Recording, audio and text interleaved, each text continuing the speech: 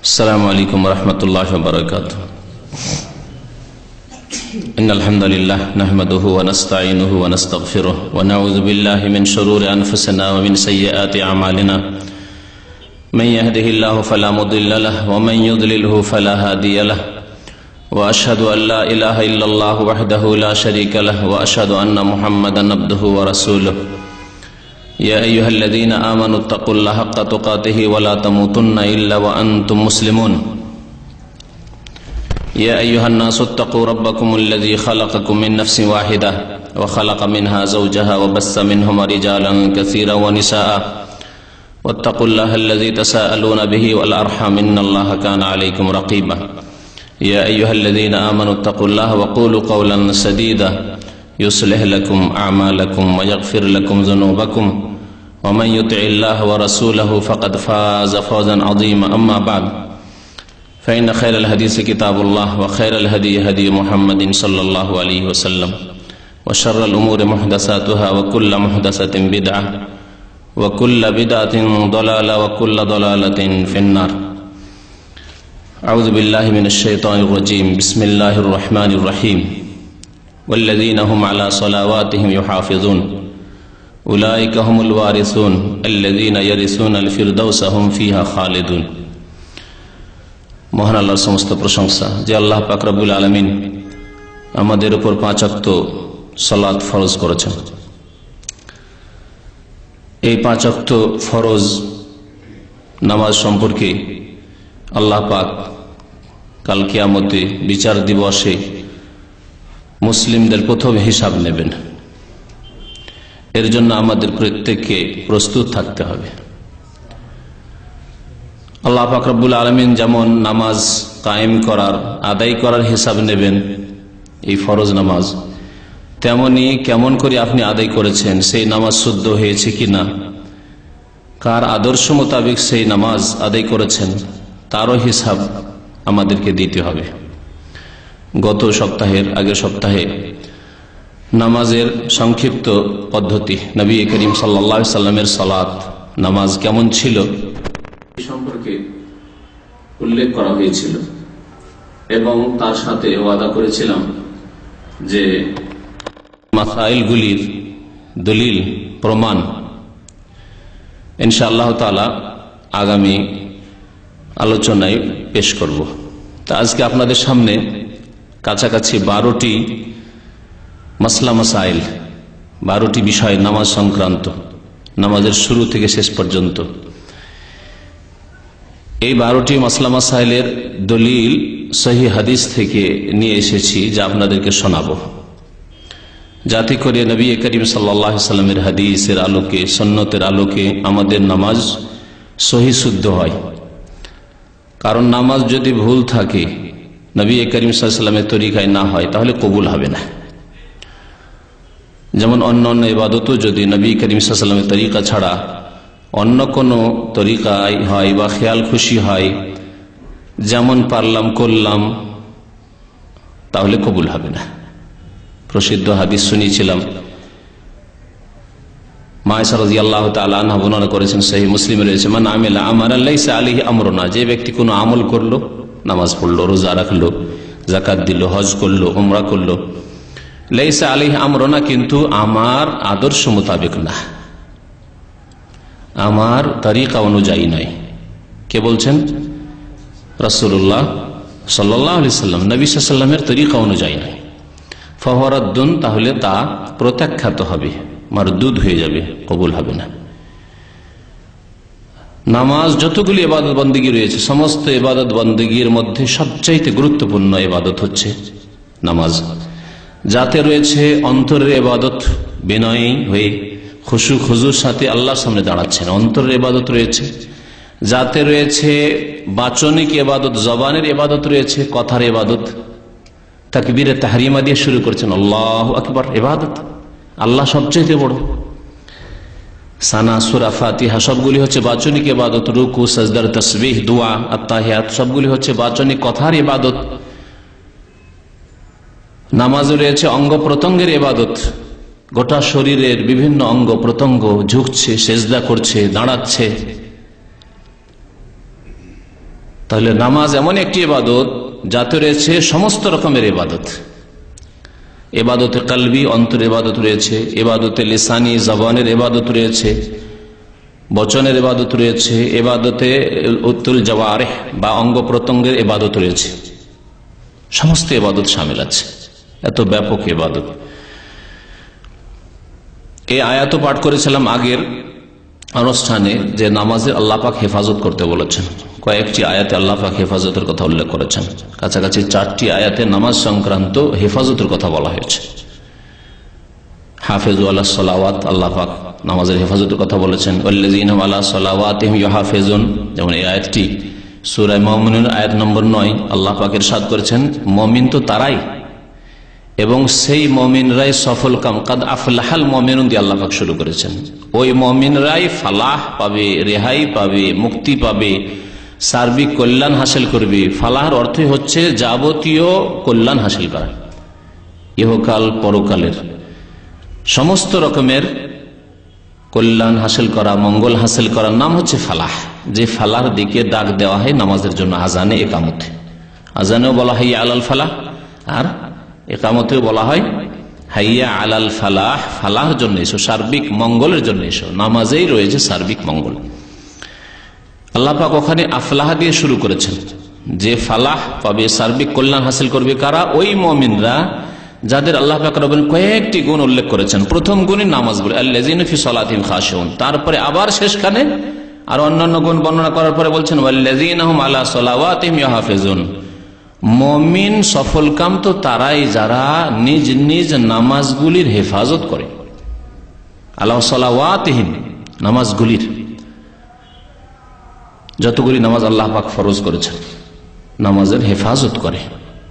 নামাজের হেফাজতের একটি গুরুত্বপূর্ণ দিক হচ্ছে যে নামাজ পড়তে হবে নবী করিম সাল্লাল্লাহু আলাইহি ওয়াসাল্লামের তরিকা মোতাবেক। কারণ আল্লাহ পাক কেমন নামাজ চান আপনার কাছ থেকে, আমার কাছ থেকে, এটা আমার আপনার জানার কোনো রাস্তা নেই, একমাত্র রাসূলুল্লাহ সাল্লাল্লাহু আলাইহি ওয়াসাল্লামের উপর ওহীর রাস্তা ছাড়া। তার উপর ওহী হয়েছে, জানিয়ে দেওয়া হয়েছে যে এইরকম নামাজ পড়ো। এই মর্মে হয়তো শুনেছেন যে যখন নামাজ মেরাজে ফরজ হলো, তারপরের দিন জিবরাইল আলাইহিস সালাম মক্কায় তাশরীফ নিয়ে আসলেন নবী করিম সাল্লাল্লাহু আলাইহি ওয়াসাল্লামের কাছে। এসে 2 দিন ছিলেন নবী সাল্লাল্লাহু আলাইহি ওয়াসাল্লামের সাথে। 2 দিন মক্কাতুল মুকাররমায় জিবরাইল আলাইহিস সালাম ছিলেন রাসূলুল্লাহ সাল্লাল্লাহু আলাইহি ওয়াসাল্লামের সাথে। মুওয়াত্তা মালিকের হাদিস হয়েছে, আম্মানি জিবরিল ইনদাল বাইত, বাইতুল্লাহর কাছে জিবরিল এসে 2 দিন আমার ইমামত করেছেন। মুক্তাদিকে রাসূলুল্লাহ সাল্লাল্লাহু আলাইহি ওয়াসাল্লাম, ইমামকে জিবরাইল আলাইহিস সালাম। একদিন প্রথম ওয়াক্তে, একদিন শেষ ওয়াক্তে। কেমন করে নামাজ পড়তে হবে তাও দেখানো হয়েছে, এবং ওয়াক্ত সময়ও দেখিয়ে দেওয়া হয়েছে, এই সময় নামাজ পড়তে হবে। আর বলে দেওয়া হয়েছে যে এই নামাজের ওয়াক্ত হচ্ছে এই যে 2 ওয়াক্তে পড়লাম, একদিন প্রথম ওয়াক্তে, একদিন শেষ ওয়াক্তে, এর মধ্যে নামাজ পড়তে হবে। সূর্য ওঠার পরে ফজর নামাজ পড়লে আল্লাহ কবুল করবেন না, কারণ এই নামাজ জিবরাইল আলাইহিস সালাম পড়ে দেখাননি। যেইভাবে নবী করিম সাল্লাল্লাহু আলাইহি ওয়াসাল্লামকে নামাজ পড়িয়ে দেখেছেন জিবরাইল আলাইহিস সালাম, সেইভাবে নবী করিম সাল্লাল্লাহু আলাইহি ওয়াসাল্লাম সারা জীবন নামাজ পড়েছেন। সেই নামাজ হচ্ছে আদর্শ, উসওয়া, নমুনা নারী পুরুষ উভয়ের জন্য। সুতরাং প্রত্যেককে নামাজ পড়তে হবে কার মতো?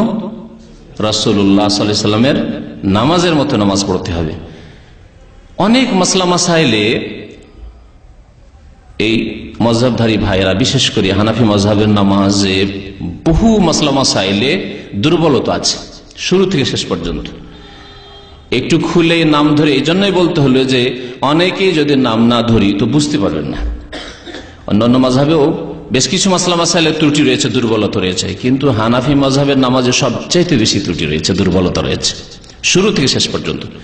তার মধ্যে আজকে 10 থেকে 12টা উল্লেখ করব, আরো সময় সুযোগ হলে বাকি মাসলা মাসাইলগুলি উল্লেখ করা যাবে। কিন্তু গুরুত্বপূর্ণ যেই ক্ষেত্রগুলিতে, যে বিষয়গুলিতে মযহাবের নামাজের ত্রুটি বা দুর্বলতা রয়েছে, সহিহ হাদিসের বিপরীত নামাজ রয়েছে, সহিহ হাদিসের আপনার উল্টো নামাজ রয়েছে, সেই ক্ষেত্রগুলি আমাদের সাধারণ মানুষেরও জানা জরুরি, যাতে করে আপনাকে কেউ ধোঁকা না দিতে পারে যে না না এটাও নামাজ, রাসূলুল্লাহ সাল্লাল্লাহু আলাইহি ওয়াসাল্লাম নামাজ, এইভাবে নামাজ পড়লেও চলবে না। ওইভাবেই পড়তে হবে যেভাবে রাসূলুল্লাহ সাল্লাল্লাহু আলাইহি ওয়াসাল্লাম নামাজ পড়েছেন, নামাজ আদায় করেছেন। তো আল্লাহ পাক নামাজের হেফাজতের কথা বলেছেন, ওয়াল্লাযীনা হুম আলা সালাওয়াতিহিম ইউহাফিজুন উলাইকা হুমুল ওয়ারিসুন। আল্লাহ বলছেন যারা নামাজের হেফাজত করে তারাই তো ওয়ারিস, তারাই তো উত্তরাধিকারী। কিসের ওয়ারিস? আল্লাযীনা ইয়ারিসুনাল ফিরদাউস, যারা জান্নাতুল ফিরদাউসের ওয়ারিস হবে। নবী করিম সাল্লাল্লাহু আলাইহি ওয়াসাল্লাম বলেছেন জান্নাতুল ফিরদাউস সবচাইতে উচ্চ স্থান, উচ্চ মর্যাদা জান্নাতের। ফাইন্নাহু আলাল জান্নাতি ওয়া আওসাতুহা, জান্নাতের সবচাইতে উচ্চ স্থান এবং সবচাইতে উত্তম স্থান। আল্লাহ পাক ফিরদাউসের ওয়াদা করেছেন কার সাথে? যারা নামাজের হেফাজত করবে।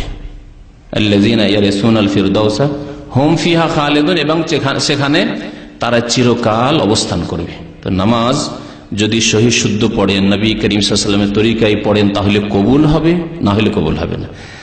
আর যদি সহি শুদ্ধ পড়েন তাহলে জান্নাতুল ফিরদাউস পাওয়া যাবে, আল্লাহ পাক ওয়াদা করেছেন, না হলে পাওয়া যাবে না। এবং চিরকাল থাকতে পাবেন যদি এই সহি নামাজ রাসূলুল্লাহ সাল্লাল্লাহু আলাইহি ওয়াসাল্লাম নিয়ে আসা নামাজ যদি আদায় করেন। আসুন প্রথম মাসলা দিয়ে শুরু করি। গত আলোচনাতে বলেছিলাম যে নবী সাল্লাল্লাহু আলাইহি ওয়াসাল্লাম নামাজ কার মতো পড়তে বলেছেন? বুখারী শরীফের হাদিস, অন্যান্য হাদিসের কিতাব রয়েছে। সাল্লু কামা রাআইতুমুনি ওসাল্লি, তোমরা নামাজ পড়ো কামা রাআইতুমুনি, যেমন আমাকে দেখলে, ওসাল্লি নামাজ পড়তে, আমাকে যেমন নামাজ পড়তে দেখলে তেমন নামাজ পড়ো। সাহাবায়ে কেরামরা যারা নামাজ পড়তে দেখেছেন রাসূলুল্লাহ সাল্লাল্লাহু আলাইহি ওয়াসাল্লামকে, তারা এই নামাজের বর্ণনা পেশ করেছেন। আমরা দেখিনি না, আমাদের দেখার কোনো উপায় আছে? সাহাবায়ে কেরাম ছাড়া কেউ দেখেনি রাসূলুল্লাহ সাল্লাল্লাহু আলাইহি ওয়াসাল্লামকে নামাজ পড়তে। তাদেরকে সম্বোধন করেছেন নবী সাল্লাল্লাহু আলাইহি ওয়াসাল্লাম, এবং তাদের কাছ থেকে তাবেঈনরা নামাজ নিয়েছেন, তাবেঈনদের কাছ থেকে তাবেঈনরা নিয়েছেন। তো এই সহি নামাজ, যেই নামাজ হাদিসের কিতাবে রয়েছে, হাদিসের কিতাবের বরাত সহ কোন কিতাবে রয়েছে, পাতা নম্বর এই জন্যই বলবো না যে পাতা নম্বর গিয়ে অনেক সময় মিলবে না, কারণ আরবি হাদিসের কিতাবের পাতা নম্বর আলাদা। আবার আরবি কিতাবের মধ্যে একটি কিতাব আছে ভাষ্য সহ, মানে ব্যাখ্যা সহ, আরেকটি বিনা ব্যাখ্যা রয়েছে, যেমন বুখারী শরীফ। তাহলে ব্যাখ্যা সহ যে কিতাব রয়েছে সহিহ বুখারীর, যেমন ফাথুল বারী 12 খণ্ডে রয়েছে, কিন্তু এমনি বুখারী তো 1 খণ্ডও থাকতে পারে। ভারত, পাকিস্তানে, বাংলাদেশে যে বুখারী পাওয়া যায় সেটা 2 খণ্ডে। তাহলে পাতা নম্বর দিয়ে কোনোদিন মিলবে না। বাংলা বুখারী আমার জানা মতে 5 জন অনুবাদকের বুখারী ছেপেছে। তাহলে কোনটারই পাতা নম্বর দেব? পাতা নম্বর দিয়ে পাওয়া মুশকিল। এমনকি হাদিসের নম্বরগুলি দ্বিতীয় আগপিছ হয়েছে। কোন কোন যারা নম্বর দিয়েছেন হাদিসগুলোর, তাদের কেউ কেউ আবার সনদগুলির নম্বর দিয়েছেন। একটা হাদিস হয়তো, মানে বিষয়বস্তু একটি হাদিসের, কিন্তু 2-3টি সনদ এসেছে, 2-3 নম্বর দিয়েছেন। নম্বরের ক্ষেত্রেও কম বেশি হয়ে গেছে। সুতরাং হাদিস কোন কিতাবে আছে এতটাই সাধারণ মানুষের জন্য জেনে নেওয়া যথেষ্ট।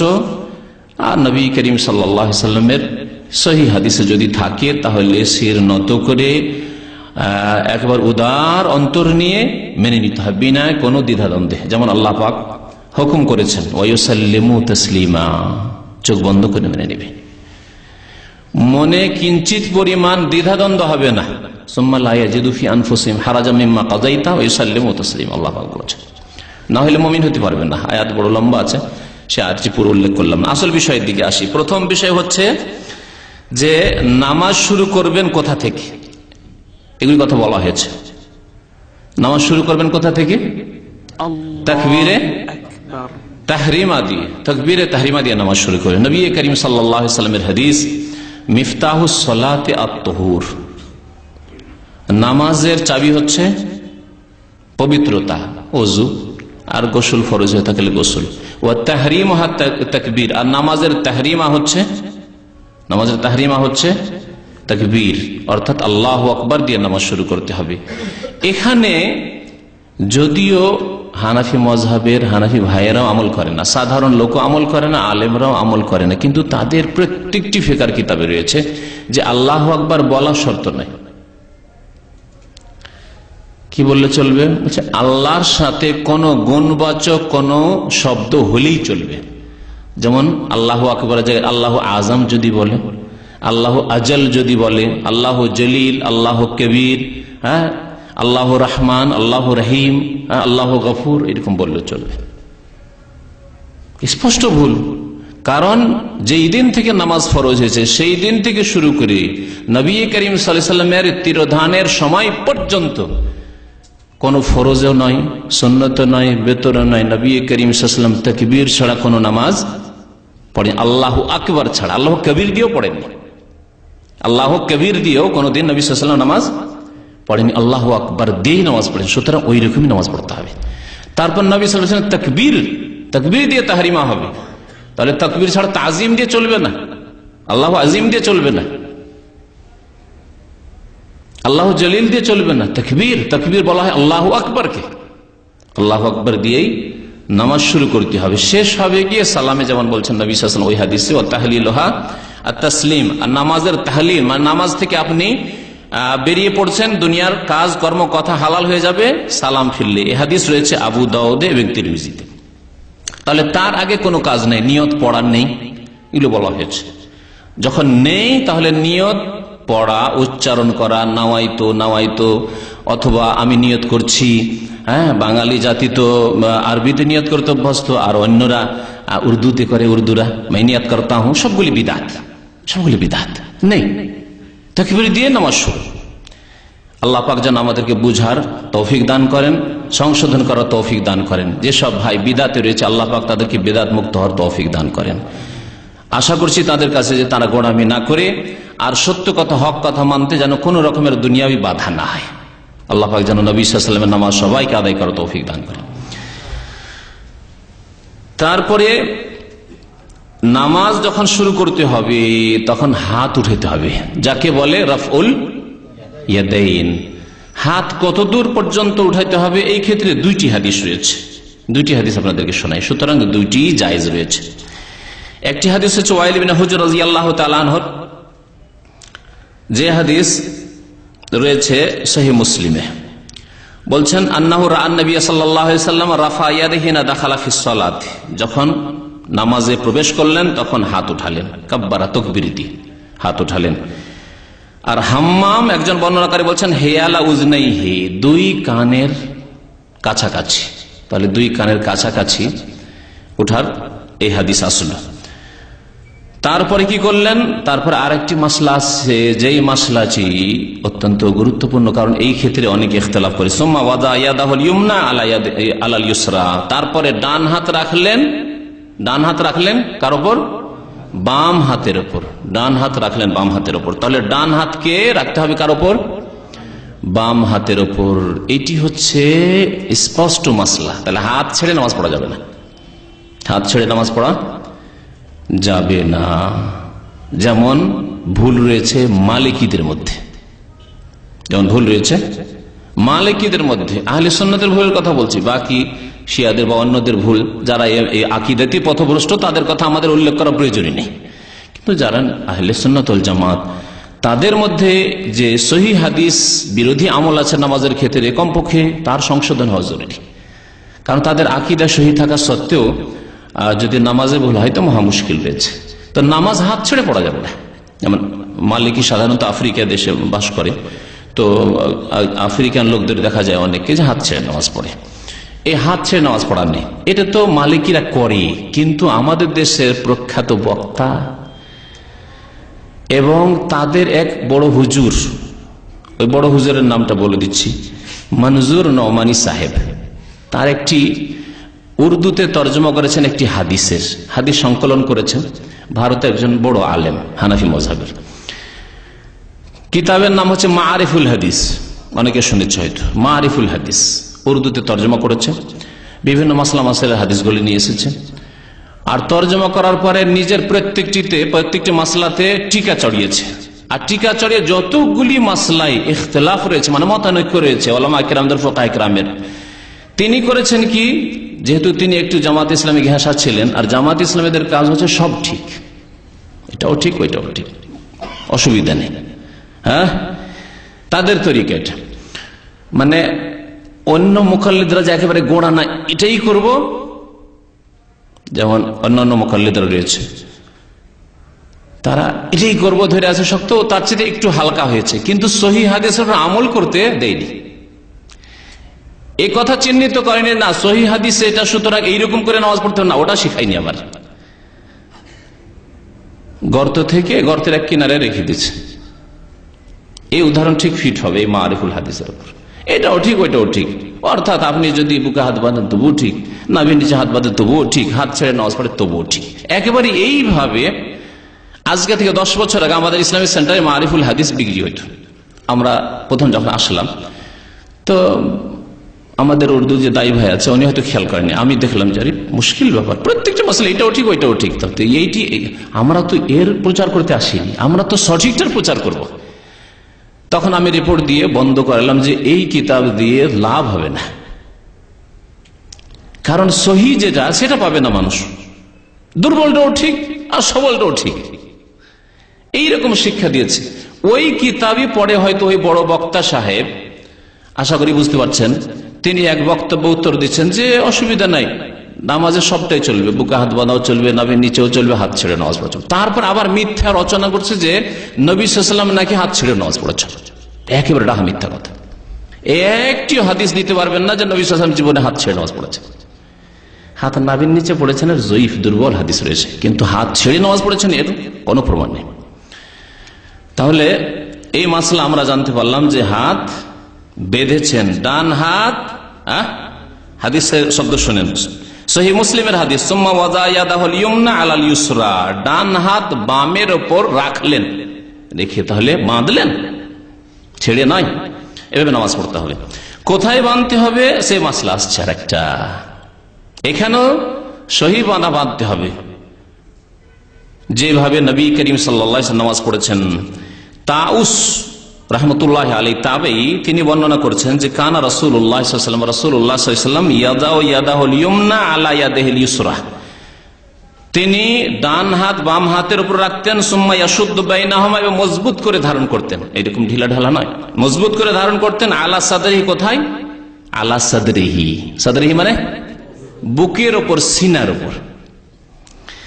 ওয়া হুয়া ফিস সালাতে, নামাজের অবস্থায়, বাইরে নয়, অন্য কোন সময় নয়। ওয়া হুয়া ফিস সালাত, নামাজের অবস্থায় বুকের উপরে ধারণ করতেন। সুনানে আবু দাউদ, হাদিসটি আবু দাউদে রয়েছে। আর এই আলা সাদরি, বুকের উপর হাত বাঁধার সুনান সহিহ ইবনে খুজাইমাতেও হাদিস রয়েছে। ইবনে খুজাইমার হাদিসে শোনায় ওয়াইল ইবনে হুজর রাদিয়াল্লাহু তাআলা আনহু বর্ণনা করেছেন, বলছে সাল্লাইতু মা রাসূলিল্লাহ সাল্লাল্লাহু আলাইহি ওয়াসাল্লাম, আমি আল্লাহ রাসূল সাল্লাল্লাহু আলাইহি ওয়াসাল্লামের সাথে নামাজ পড়েছি। ওয়া ওয়াদা ইয়াদাহুল ইয়ুমনা আলা ইয়াদিহিল ইউসরা, বাম হাতের উপর ডান হাত রাখলেন, তাহলে হাত ছেড়ে নয়। আলা সাদরি, কোথায় রাখলেন? বুকের উপর রাখলেন, সহিহ ইবনে খুজাইমার হাদিস। তাহলে বুকের উপর হাত রেখে নামাজ পড়ে হচ্ছে সহিহ হাদিস মোতাবেক আমল, কি হচ্ছে শুদ্ধ নামাজ, রাসূলুল্লাহ সাল্লাল্লাহু আলাইহি ওয়াসাল্লামের নামাজ। আরেকটি কথা মনে রাখবেন যে যেখানে ইখতিলাফ হয়েছে, মতানৈক্য হয়েছে, এ কথা বলবেন না যে ইখতিলাফ আছে তো একটা করলেই হবে না, এরও ফয়সালা আছে, কোরআনে আল্লাহ ফয়সালা দিয়েছেন। যখন দুটি মত তিনটি মত আছে, কোনো একটা ধরলেই হয় না, এই কথা বলবেন না। আল্লাহ পাক দুটি আয়াত ইরশাদ করেছেন। একটি আয়াত রয়েছে ফাইন তানাজাতুম ফি শাইইন ফারুদ্দুহু ইলাল্লাহি ওয়ার রাসূল, তোমাদের মাঝে যদি মতনৈক্য হয়, বিবাদ হয়, ইখতিলাফ হয়, দুটি মত তিনটি মত হয়, নানা মত হয়, তাহলে কি করতে হবে? ফারুদ্দুহু, এই বিচার ফিরিয়ে দাও কার কাছে? ইলাল্লাহি, আল্লাহর দিকে, এবং রাসূল, রাসূলের দিকে। ইন কুনতুম তুমিনুনা বিল্লাহি ওয়াল ইয়াউমিল আখির, যদি তোমাদের আল্লাহর প্রতি ঈমান থাকে আর আখিরাতে ঈমান থাকে, তাহলে তোমরা বিচার কোথা থেকে নেবে? আল্লাহ এবং রাসূলের নিকট থেকে নেবে। তোমরা এই কথা বলবে না যে এটাও চলে ওটাও চলে না। তাহলে এই তরিকা ঠিক নয় যে জয়ীফ সহিহ সবই চলে না। আল্লাহ পাক ফয়সালা নিতে বলেছেন আল্লাহ এবং রাসূলের কাছে। রাসূলুল্লাহ হাদিসে ফয়সালা পেয়ে গেলেন যে সাদরে, বুকে হাত বাঁধতে হবে। আরেকটি আয়াতে আল্লাহ পাক ইরশাদ করেছেন ওয়ামাখতালাফতুম মিন শাইইন, যে কোনো ব্যাপারে তোমাদের ইখতিলাফ হোক না কেন, মতানৈক্য হোক না, হতে পারে, মতানৈক্য হতে পারে। নবী সাল্লাল্লাহু আলাইহি ওয়াসাল্লামের জামানায় সাহাবায়ে কেরামদের ইখতিলাফ হয়েছে, তখন ফয়সালা নিয়েছেন কোথায় গিয়ে? নবী সাল্লাল্লাহু আলাইহি ওয়াসাল্লামের কাছে গিয়ে। নবী সাল্লাল্লাহু আলাইহি ওয়াসাল্লাম যা বলেছেন মেনে নিয়েছেন। তার ইন্তেকালের পরে ইখতিলাফ হয়েছে, খোঁজ করেছেন, তাহলে সহিহ হাদিসে কি আছে, নবী সাল্লাল্লাহু আলাইহি ওয়াসাল্লাম এই ক্ষেত্রে কি বলেছেন বা কি করেছেন, এভাবে ফয়সালা নিয়েছেন। তার ওয়ামাখতালাফতুম মিন শাইইন, যে কোনো ব্যাপারে তোমাদের যদি ইখতিলাফ হয়, ফাহুকমুহু, তার হুকুম ফয়সালা কোত্থেকে নেবে? ইলাল্লাহ, আল্লাহর কাছে। আল্লাহর কাছ থেকে কোরআনের ওহী এসেছে এবং রাসূলুল্লাহ সাল্লাল্লাহু আলাইহি ওয়াসাল্লামের যে হাদিস এসেছে তাও ওহী। কোরআনে না পেলে হাদিস থেকে ফয়সালা নিতে হবে। তাহলে এই মাসলাগুলি হয়ে গেল, প্রায় দুটি মাসলা হয়ে গেল। আর একটি মাসলা হচ্ছে জায়নামাজের দোয়া পড়ার মাসলা। বলেছিলাম না, জায়নামাজের কোন দোয়া আছে? জায়নামাজের দোয়া কখন পড়ে? তাকবীরের আগে না পরে? হানাফি ভাইরা তাকবীরের আগে দুটি বা তিনটি করে বলেছি, ওদিকে আর যাচ্ছি না। নিয়ত পড়া আর জায়নামাজের দোয়া পড়া। এই জায়নামাজের দোয়া বলে যে দোয়াটি পরিচিত হানাফি সমাজে, ইন্ডিয়া, বাংলাদেশ, পাকিস্তানে, সেই দোয়াটি হচ্ছে ইন্নী ওয়াজ্জাহাতু ওয়াজহিয়া লিল্লাযী ফাতারাস সামাওয়াতি ওয়াল আরদ। এই দোয়াটি হাদিসে আছে, কিন্তু জায়নামাজের দোয়া নেই। এটি তাকবীরে তাহরিমার পর দোয়া। শোনেন, স্পষ্ট হাদিস। তারপরে যদি কেউ না মানে তাহলে একে এরাজ, বিমুখতা ছাড়া আর কিছু বলা যাবে না। হাদিস শুনিয়ে দিচ্ছি। মুসলিম শরীফের হাদিস, আবু দাউদের হাদিস। বলছেন বর্ণনাকারী যে কানা রাসূলুল্লাহ সাল্লাল্লাহু আলাইহি ওয়াসাল্লাম, আল্লাহ রাসূল সাল্লাল্লাহু আলাইহি ওয়াসাল্লাম ইজাস্তাফতাহাস সালাত, যখন নামাজ আরম্ভ করতেন, সালাত শুরু করতেন, কাব্বারা, কি করতেন? তাকবীর বলতেন, সুম্মা কালা, তারপরে বলতেন। সুম্মা মানে অতঃপর, কালা অতঃপর বলতেন। কি বলতেন? ওয়াজ্জাহাতু ওয়াজহিয়া লিল্লাযী ফাতারাস সামাওয়াতি ওয়া আনা আউয়ালুল মুসলিমিন পর্যন্ত। মুসলিম, আবু দাউদ। কি স্পষ্ট হইল? স্পষ্ট হইল যে এই দোয়া ওয়াজ্জাহাতু ওয়াজহিয়া কখন পড়তে হবে? তাকবীর দিয়ে সুম্মা, তারপরে। আরো শুনেন আর একটি ভাষা, এখানে তো সুম্মা ছিল, আর ওখানে আছে বাদাত তাকবীরে, তাকবীরের পরে। আরো স্পষ্ট শোনেন। আলী ইবনে আবি তালিব রাদিয়াল্লাহু তাআলা আনহু বর্ণনা করেছেন, আন রাসূলুল্লাহ সাল্লাল্লাহু আলাইহি ওয়াসাল্লাম, রাসূলুল্লাহ সাল্লাল্লাহু আলাইহি ওয়াসাল্লাম থেকে বর্ণনা করেন, আন্নাহু কানা ইযা কামা ইলা সালাতিল মাকতুবাতি, নবী করিম সাল্লাল্লাহু আলাইহি ওয়াসাল্লাম যখন ফরজ নামাজে দাঁড়াতেন, রাফা ইয়াদাই হাজওয়া মানকাবাইহি, দুই হাত উঠাতেন, হাজওয়া মানকাবাইহি, এখানে হাজওয়া মানকাবাইহি। আর আগে শুরুতে বলেছিলাম কানের লতি পর্যন্ত, তাই না? আর এখানে মানকেব মানে হচ্ছে এই কাঁধ। আর অধিকাংশ হাদিসগুলি মানকেবের কথা আছে, তাহলে হাত ওঠানোর জন্য এতটাই যথেষ্ট। এটা হচ্ছে সুন্নত, এই সুন্নত যথেষ্ট। আর যদি কেউ আরেকটু ওপরে উঠায় কোনো অসুবিধা নেই, কিন্তু আবার কান ধরা, আল্লাহু আকবার অথবা আল্লাহু আকবার না। মহিলাদেরকে দেখা যায় একেবারে আল্লাহু আকবার না, কানের লতির নিচে থাকবে অথবা কাঁধ পর্যন্ত, হাজওয়া মানকাবাইহি, কাঁধ পর্যন্ত। ওয়াসনাউ যালিকা আইযান ইযা কাযা কিরাতাহু, কিরাত শেষ করে রুকু ওয়ারাদা ইয়ারকা, রুকুতে গেলে তখনও রাফা এদেন করতেন। মাসলা আলেকটি চলে আসছে, রাফা এদেনের মাসলা পরে বলবো। ওয়াসনাউ ইযা রাফা রাসা মিনার রুকু, রুকুতে যখন মাথা উঠাইতেন, সামি আল্লাহু লিমান হামিদা রব্বানা ওয়া লাকাল হামদ বলে, তখন রাফা এদেন করতেন। ওয়ালা ইয়ারফাউ ইয়াদাইহি ফি শাইইন মিন সালাতিহি ওয়া কায়িদান, বসে রাফা এদেন করতেন না, মানে সিজদায়, সিজদায় গেলেন বসে, বা সিজদা থেকে উঠে আবার দ্বিতীয় সেজদা দেওয়ার সময় এগুলো তো রাফা এদেন করতেন, হাত উঠাতেন না। ওয়াইজা কামা মিনাস সাজদাতাইন মিন সাজদাতাইন রাফা ইয়াদাইহি কাযালিকা ফাকাব্বার, যখন 2 রাকাত নামাজ পড়ে যখন উঠতেন, তখনও মানে 2 রাকাত 4 রাকাত বিশিষ্ট নামাজ বা 3 রাকাত বিশিষ্ট নামাজ প্রথম আত্তাহিয়াত পড়ার পরে তখনও রাফা এদেন করতেন, ফাকাব্বার তাকবীর বলতেন। ওয়া ইয়াকুলু হিনা ইফতাতিহু সালাতা বাদা তাকবীর, এটি হচ্ছে এই মাসলা, যে মাসলা আলোচনা করছি।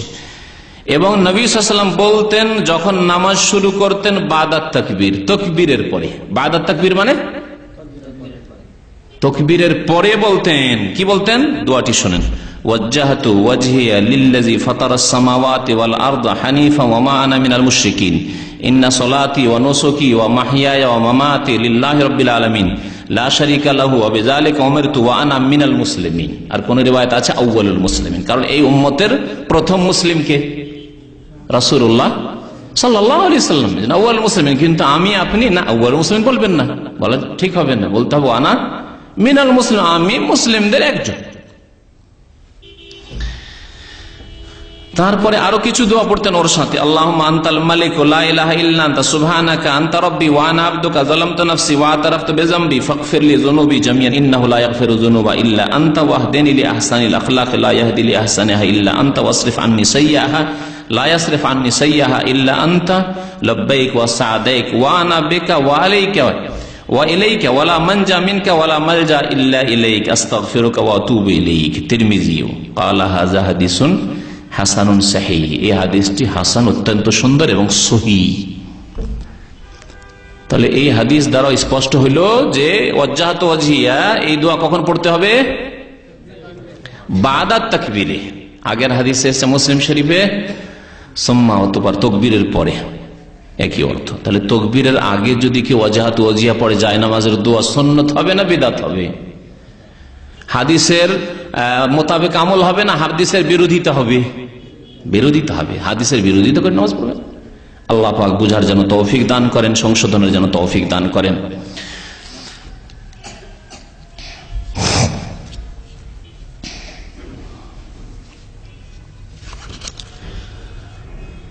পাঁচ নম্বর মাসলা তা হচ্ছে যে আমাদের দেশের মানুষরা সানাতে একটি মাত্র দোয়া মুখস্থ রাখে, ওইটি পড়ে, ব্যাস।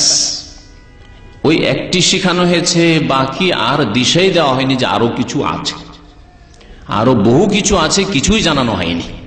মাঝে মাঝে আমল করিও যাতে করে নবী সাল্লাল্লাহু আলাইহি ওয়াসাল্লামের মতো নামাজ হয়, শেখানো হয়নি।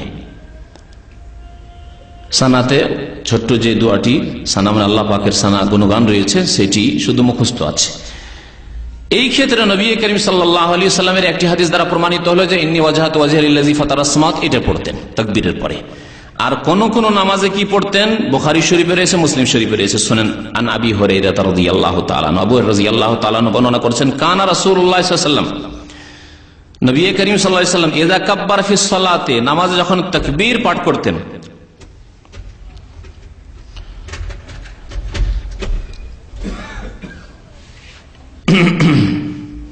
নবী সাল্লাল্লাহু আলাইহি ওয়াসাল্লাম যখন নামাজে তাকবীর পাঠ করতেন, সাকাতা হুনাইহাতান, অল্প কিছুক্ষণ নীরব থাকতেন। তাকবীর বলে কিছুক্ষণ চুপ থাকতেন, নীরব থাকতেন।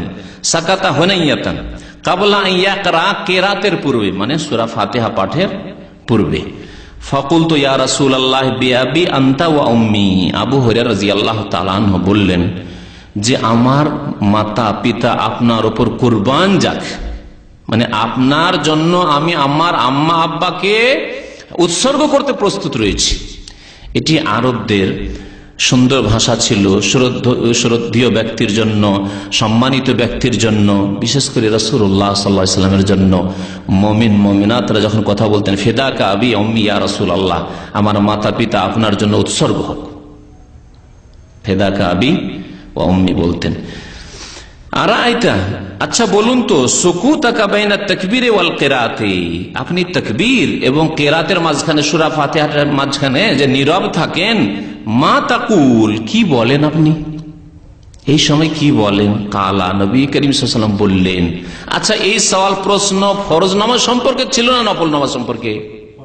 ফরজ, কারণ নামাজের কথা বর্ণনা করা হচ্ছে যখন নামাজে দাঁড়াতেন, তাহলে জামাতে পিছনে লোকজন আছে এবং শুনছেন, আপনি কিছুক্ষণ চুপ থাকছেন, তাহলে এই নামাজ তাহাজ্জুদের নামাজ নয়। হানাফি আলেমরা তাদের একটি ভুল এখানে, এবং জনসাধারণকে ভুল বুঝায় এইভাবে যে না না, এই দোয়াগুলি তাহাজ্জুদে, নফল নামাজে। অথচ স্পষ্ট হাদিস যে ফরজ নামাজে। আবু হুরায়রা জিজ্ঞাসা করছেন যে আপনি এই যখন চুপ থাকেন তখন কি বলেন তাকবীর এবং কেরাতের মাঝখানে? শোনেন কি দোয়া, আর এই দোয়া আমি সবচেয়ে বেশি পড়ি, কারণ এই দোয়া প্রথম কথা সহিহ বুখারীতে রয়েছে, মুসলিমের সবচেয়ে সহিহ কিতাবে কোরআনে কারীমের পরে রয়েছে। তারপরে এই দোয়ার অর্থ অত্যন্ত সুন্দর, আল্লাহ পাকের গুণগানও রয়েছে, আর আল্লাহ পাকের কাছে গুনাহ কাথার মার্জনা কামনাও রয়েছে। কিন্তু অনেক সময় দেখি ইমামের পিছনে, এখানকার ইমামরা অনেকে তাড়াতাড়ি করে, কারণ এরাও সুবহানাকেই পড়ে, ছোটটাই পড়ে, যার ফলে খুব তাড়াতাড়ি করে। তো হয়তো সম্ভব না হলে তখন ওটাও পড়ি, কারণ ওটাও হাদিসে রয়েছে। সবগুলির উপরে যাতে করে আমল হয়ে যায়। আমার নিজের নামাজ হলে সুন্নত নামাজ, অন্যান্য নামাজ রয়েছে, নফল নামাজ, বেতন নামাজ, আমি বড়গুলি পড়ি যাতে করে নবী সাল্লাল্লাহু আলাইহি ওয়াসাল্লামের সুন্নতগুলির উপর আমল হয়ে যায়। আমার একাকী নামাজ অথবা আমি নিজে ইমামতি করছি, তখন আল্লাহ বাইদ বাই নিজে দোয়াটি এখানে সামনে আছে। আকুল, ও নবী সাল্লাল্লাহু আলাইহি ওয়াসাল্লাম বলছেন আমি বলি তাকবীর এবং কেরাতের মাঝখানে যে চুপ থাকি তাতে বলি আল্লাহুম্মা বাঈদ বাইনি ওয়া বাইনা খাতায়ায়া, আল্লাহ আমার মাঝে এবং আমার গুনাহ খাতার মাঝে দূরত্ব তৈরি করে দাও। কামা বা'আদতা বাইনাল মাশরিকি ওয়াল মাগরিবি, যেমন তুমি দূরত্ব সৃষ্টি করেছো পূর্ব পশ্চিমের মাঝে। অর্থাৎ আমার থেকে গুনাহকে কত দূরে রাখো? যত দূরত্ব হচ্ছে পূর্ব পশ্চিমের, মানে গুনাহ যেন আমাকে না পাই কোনোদিন, আমার দ্বারা যেন কোনো গুনাহ না হয়, এত দূরে রাখো গুনাহকে, এবং আমাকে গুনাহ থেকে এত দূরে রাখো, গুনার কাছেও যেন না যায়। তারপরে শুনে আল্লাহুম্মা নাক্কিনি মিন খাতায়া, আল্লাহ আমাকে গুনাহ খাতা থেকে পরিষ্কার পরিচ্ছন্ন করে দাও। কামা ইউনাক্কাস সাওবুল আবিয়াযু মিনাদ দানাস, যেমন সাদা কাপড়কে ময়লা থেকে পরিষ্কার পরিচ্ছন্ন করা হয়। আল্লাহুম্মা গসিলনি মিন খাতায়া, আল্লাহ আমার গুনাহ থেকে আমাকে ধুইয়ে দাও। বিল মায়ে, পানির দ্বারা, ওয়াসালজে, বরফ দ্বারা, ওয়াল বারাদে, আর যে শিলা পাথর, যে বৃষ্টির সাথে শিলা বৃষ্টি হয়, ওই বরফ দ্বারা, ওই বরফের পাথর দ্বারা। একে বারাদ বলা হয় আরবি ভাষায়, বারদ নয় বারাদ। বারাদ মানে হচ্ছে ঠান্ডা, আমাকে বারদ মানে ঠান্ডা লাগছে, আর বারাদ মানে হচ্ছে যে শিলা বৃষ্টি, বৃষ্টির সাথে যে আমাদের দেশে খুব পাথর হয়, ওই পাথর। হাদিস মুত্তাফাকুন আলাইহি, বুখারী মুসলিম শরীফের হাদিস। বলুন তো কেউ কি এই দোয়া পড়েন? কারণ সহি হাদিসের রাস্তা দেখানো হয়নি, ঢেকে রেখে দেওয়া হয়েছে, কোনো কিতাবে উল্লেখ করা হয়নি। আর যদি কখনো পেয়ে যান, জিজ্ঞাসা করেন যে হাদিসে তো পাচ্ছি আল্লাহ বাঈদ বাইনি ওয়া বাইনা খাতায়া, তো বড় বড় আলেম উত্তর দেবে, মুকাল্লিদ আলেম উত্তর দেবে যে আচ্ছা ওগুলো নফলে তাহাজ্জুদে। তাহলে কি করে শিখবেন? হ্যাঁ, না তাহাজ্জুদ পড়েন, আর পড়লেও আর মুখস্থ করার সময় কোথায়? এই অবস্থা না, অবশ্যই মুখস্থ করবেন। তারপরে যে প্রসিদ্ধ যে দোয়াটি পড়ি বা পড়েন অনেকেই, বা আমাদের হানাফি ভাইরা পড়েন, এরকম হাম্বলি ভাইরাও পড়েন, সেটিও শোনাচ্ছি আপনাকে। কিন্তু সেটি রয়েছে আবু দাউদ নাসাইতে। হাদিসের যে প্রসিদ্ধ কিতাব, যেগুলিকে আমাদের দেশের আলেম ওলামারা বলে সিহা সিত্তা, মানে 6টি হাদিসকে ওরা সিহা সিত্তা বলে, মানে সহিহ হাদিস। যদিও বুখারী মুসলিম ছাড়া বাকিগুলোতে জয়ীফ হাদিসও রয়েছে।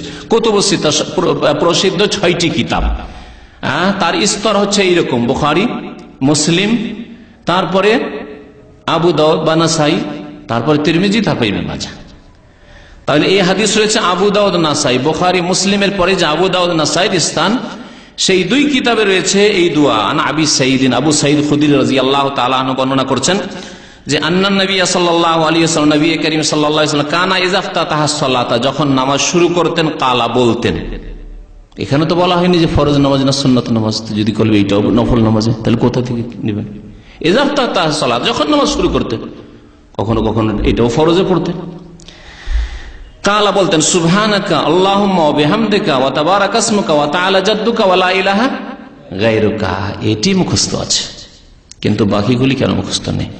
আর ইন্নী ওয়াজহাতু মুখস্থ আছে, কিন্তু সঠিক জায়গায় পড়েন না, বিদাতি জায়গায় পড়েন, মুখস্থ থেকেও লাভ হয় না। তাহলে 3টি কমপক্ষে দোয়া শুনলেন। এছাড়াও বেশ কিছু দোয়া আছে যেগুলি নবী করিম সাল্লাল্লাহু আলাইহি ওয়াসাল্লাম বিভিন্ন নামাজে পড়তেন। 7 নম্বর বিষয় হচ্ছে সূরা ফাতিহার বিষয়। নামাজে সূরা ফাতিহা পড়তে হবে, নামাজে সূরা ফাতিহা পড়তে হবে, সূরা ফাতিহা ছাড়া নামাজ হয় না, এই বিষয়ে বলা হয়েছে। হাদিস শুনে আপনাদেরকে।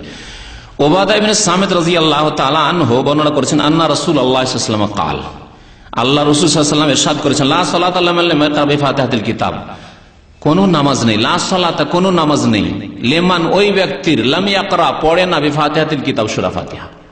আলহামদুলিল্লাহি রাব্বিল আলামিন আর রহমানির রহিম মালিকি ইয়াউমিদ্দিন ইয়্যাকা না'বুদু ওয়া ইয়্যাকা নাস্তাঈন ইহদিনাস সিরাতাল মুস্তাকিম সিরাতাল লাযীনা আন'আমতা আলাইহিম غير المغضوب عليهم ولا الضالين آمين। যে ব্যক্তি সূরা ফাতিহা পড়ে না তার নামাজ হয় না, এই হচ্ছে নবী সাল্লাল্লাহু আলাইহি ওয়াসাল্লাম হাদিস। হাদিস বুখারীতে রয়েছে, মুসলিমে, আবু দাউদে, নাসাই, তিরমিজি, ইবনে মাজাহ, আখরাজাহুল জামাআহ বলা হয় হাদিসটাকে। মুহাদ্দিসিনদের জামাত, সমস্ত মুহাদ্দিসিন এই হাদিসটিকে নিজ নিজ কিতাবে উল্লেখ করেছেন নামাজের অধ্যায়ে। লা সালাতা লিমান লাম ইয়াকরা বিফাতিহাতিল কিতাব, সূরা ফাতিহা ছাড়া নামাজ হয় না। এই ক্ষেত্রে সবচেয়ে দুর্বল মত হচ্ছে যে কোন নামাজই সূরা ফাতিহা পড়বো না মুক্তাদি হইলে, হ্যাঁ, যেটি হচ্ছে হানাফি মাযহাবের ফতোয়া, যে কি হচ্ছে মুক্তাদি হইলে সূরা ফাতিহা পড়া জায়েজ নেই, পড়বেই না। জেহেরি হোক আর সিরি, কোন নামাজে বলার উদ্দেশ্য হচ্ছে জেহেরি হোক আর সিরি হোক। জাহরি মানে যাতে উচ্চস্বরে কেরাত চলছে এবং শুনছি, যেমন মাগরিবের নামাজের প্রথম 2 রাকাত, এশার প্রথম 2 রাকাত, ফজরের 2 রাকাত, এগুলো হচ্ছে জাহরি নামাজ, তাতেও জায়েজ নয় তাদের কাছে। আর সিরি নামাজ এমনকি জোহরেও জায়েজ নয়, আসরেও জায়েজ নয়, মাগরিবের তৃতীয়তে চলবে না, এশার তৃতীয় চতুর্থ রাকাতে চলবে না। সবচাইতে দুর্বল মত হচ্ছে এটি নামাজের ক্ষেত্রে। নামাজ সূরা ফাতিহা ছাড়া হয় না, আর বলছেন না সূরা ফাতিহা পড়া না জায়েজ। কেমন কথা হইল? উল্টো কথা না, একেবারে বিপরীত কথা।